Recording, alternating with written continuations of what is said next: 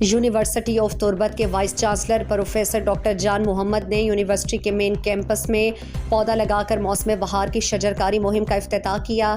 اس موقع پر خطاب میں وائس چانسلر نے کہا کہ ان کی انتظامیہ قدرتی ماحول کے تحفظ اور کیمپس کے گرین بیلٹ کو وسعت دے کر کیمپس کی خوبصورتی میں اضافہ کرنے کے لیے مختلف منصوبوں پر کام کر رہی ہے۔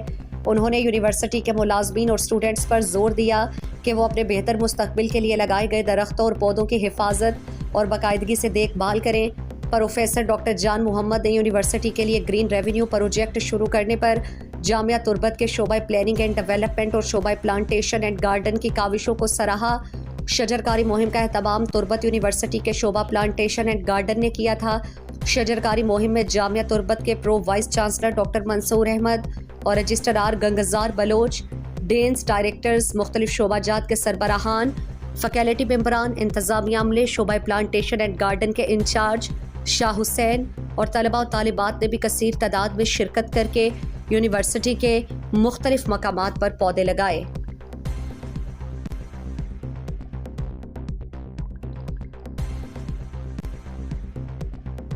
مزید دلچسپ معلومات اور خبروں سے آگاہ ہونے کے لیے Gedrosia point Facebook page, Instagram, Twitter کو فالو اور یوٹیوب چینل کو سبسکرائب کریں۔